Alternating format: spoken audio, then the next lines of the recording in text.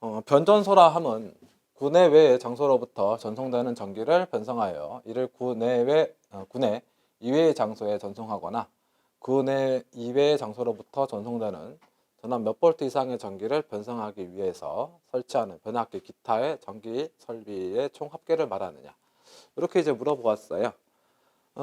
아시다시피 이제 이렇게 이제 발전소가 있으면 발전소에서 전기에너지 만들어지면 보시다시피 뭐 철탑 설정에서 송전선로로 지나가지고 서브스테이션이라고 하는 변전소로 들어오고, 사실 이제 여기에서 이제 뭐 나눠져서 이렇게 나간다든지, 그렇죠? 물론 여기에 이제 표현된 이 모선 부분까지 통상 이제 변전소 영역으로 설정을 해줘야 됩니다.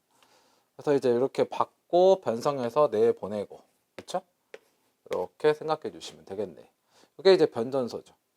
근데 우리가 이제 여기서 발전소라든지 여기서 표현되는 변전소라든지, 그렇죠? 그다음에 또 개폐소도 있고, 그다음 급전소도 있고, 이런 소자들이 붙는다라고 하는 것은 아무데나 붙이는 것이 아니고 거기서 다루어지는 전압이 몇 볼트 이상? 5만 볼트 이상을 다루었을 때 우리가 소자를 붙여서 얘기할 수가 있게 되는 것이죠. 여기서 이제 부가 설명 조금만 더 하자면요, 발전소 안에 만약 여기 발전기였다. 발전기는 대략 한 2만 볼트에서 높아야 한 2만 5천 볼트 정도의 전압을 만들어냅니다. 그럼 발전소라고 붙일 수가 없잖아요. 근데 발전소라고 이름을 붙이는 것은 그 발전소 안에 초고압 이제 계통 연계용으로 사용되는 단권 변압기가 있어요. 이 단권 변압기가 대략 2만에서 2만 5천 볼트 정도로 만들어진, 즉 발전기에서 만들어진 전압을 초고압으로 승합을 시키는 거죠. 그러니까 그 단권 변압기까지 합쳐서 발전소라고 하고 있습니다. 그렇게 여러분 생각하셔가지고 정리를 하시면 될 것 같아요. 그래서 1번 문제에서는 5만 볼트 이상의 전기를 다루는 곳, 변성한다, 변압기, 이런 용어를 가지고 생각하시면 되겠고, 정답은 4번으로 설정하시면 되는 거죠. 1번의 정답은 4번 되겠습니다. 자, 2번 문제 보시도록 하죠. 전력계통의 운영에 관한 지시를 하는 곳, 운영에 관한 지시한다. 그러니까 사람의 두뇌 역할을 한다라고 생각하시면 되겠고, 이건 뭐 우리 내용 정리상 다 표현했었으니까요. 급전소 정답이 되겠죠. 변전소는 전기 에너지를 변성하는 곳이고, 개폐소는 필요에 의해서 전기 개통 또는 선로를 열고 닫는 역할을 하는 곳이 되겠죠. 그래서 배전소라는 표현은 사실상 없다라고 보시면 되겠습니다. 정답은 3번 되겠네요. 자, 다음 문제로 가도록 하죠. 방전등용 안전기로부터 방전관까지의 전로. 지금 2번 문제, 3번 문제 지금 밑줄 친 부분 있지 않습니까? 이거 다 정리하시고 외워주셔야 됩니다. 방전등이라고 하게 되면 뭐죠? 형광등 생각하시면 된다. 그죠? 그때 형광등에 설치된 안전기, 형광등의 빛의 밝기가 고르게 되기 위해서는 일정한 전압을 공급해 줘야 되다 보니 형광등 기구마다 작은 변압기가 설치되어 있는데 그게 안전기입니다. 그래서 방전관, 형광등 램프까지, 그러니까 안전기부터 이제 형광 램프까지 이르는 그 전류가 흘러가는 라인, 그 전로를 우리가 뭐라고 하느냐, 그걸 관등회로라고 표현을 하고 있어요. 그래서 이제 그 정도까지 설정해 주시면 되시지 않을까 싶습니다. 자, 3번도 얘기됐고요. 4번 문제 보시죠. 전기설비 기술 기준에서 사용되는 용어 정의에 대한 설명으로 옳지 않은 것은 이렇게 이제 물어봤고요. 보기 1번 접속 설비에 대해서 쭉 표현을 한 거죠. 그다음 보기 2번은 제 1차 접근 상태로 표현을 한 것이고요. 그 다음에 보기 3번, 4번이 또 있을 거예요. 보기 3번은 개통 연계, 보기 4번은 단독 운전, 이렇게 이제 표현을 하고 있어요. 사실 전기설비 기술 기준에 보면 용어 정의가 굉장히 많이 되어 있습니다. 그걸 다 외우고 우리가 시험장 가는 건 사실상 이제 불가능하다. 그래서 가장 효과적인 방법은 일단 기출문제에서 표현됐던 것들 위주로 오늘 꼭 좀 설정을 하셔서 한 번씩은 읽어보시고 꼭 들어가셔야 되겠고, 여기서는 정답은 이제 2번이 될 텐데요. 자, 제1차 접근 상태란 가공연선이 다른 시설물과 접근하는 경우에 다른 시설물의 위쪽 또는 옆쪽에서 수평거리로 3m 미만인 곳에 시설되는 상태를 말한다. 전반적으로 쭉 읽어봤는데 글쎄요, 뭐 틀린 것도 없는 것 같고 사실 눈에 그렇게 확 들어오지도 않죠. 그러니까 우리가 이제 그 내용 정리할 때도 말씀을 드렸습니다만은 포인트 되는 것을 꼭 기억을 좀 하셔야 돼요. 그러면 우리가 이제 접근 상태다. 접근 상태라고 하는 것은 1차 접근 상태도 있고 그 다음에 2차 접근 상태도 있어요.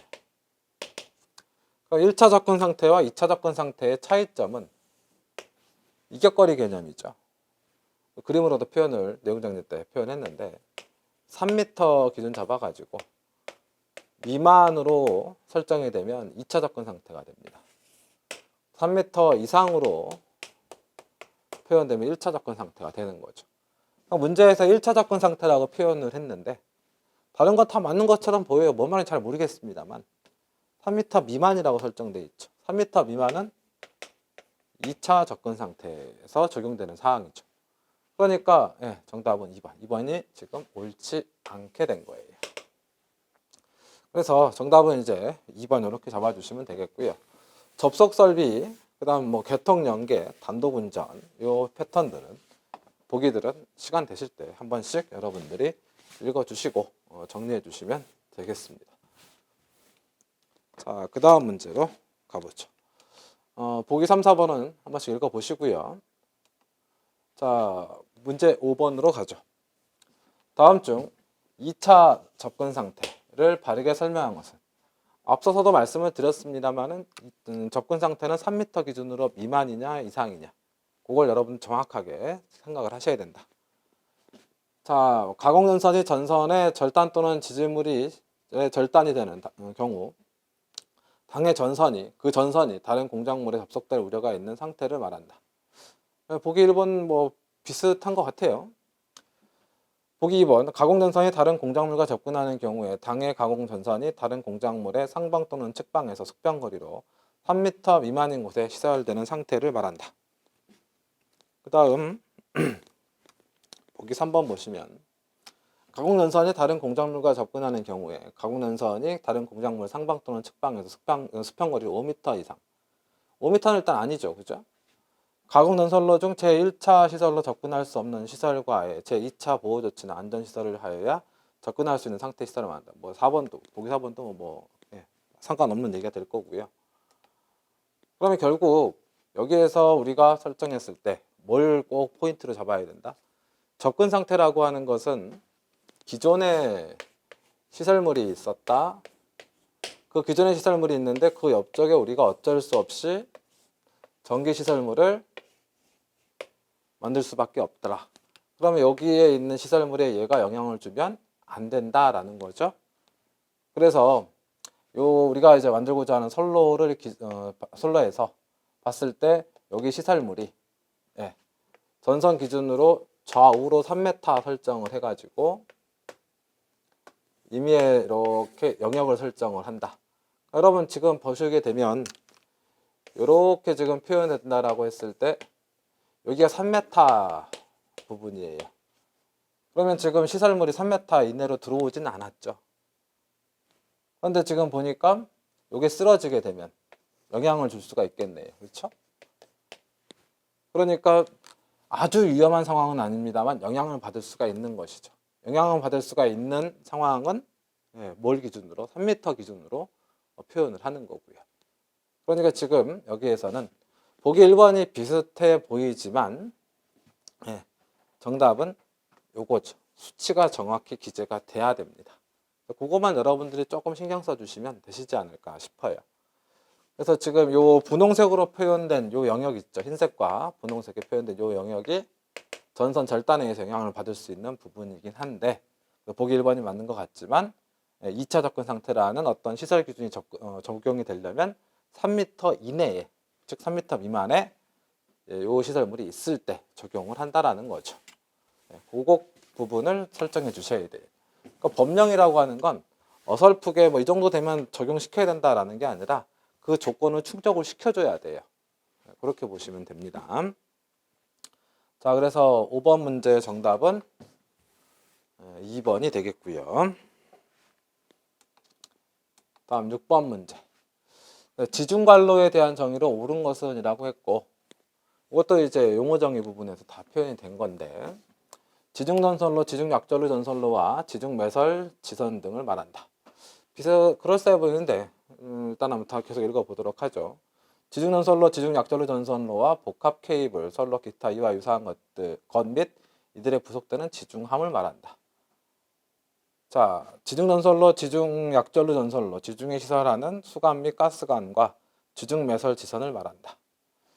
지중전선로, 지중약절로 전선로, 지중광서 및 케이블, 선로, 지중에 시설하는 수관 및 가스관과 기타 이와 유사한 것 및 이들에 부속하는 지중함 등을 말한다. 이렇게 지금 표현이 되어 있는데 전기설비 기술기준 및 판단기준에서 전기설비 기술기준 영역에 지중관로에 대한 얘기가 지금 설정이 되게 돼요.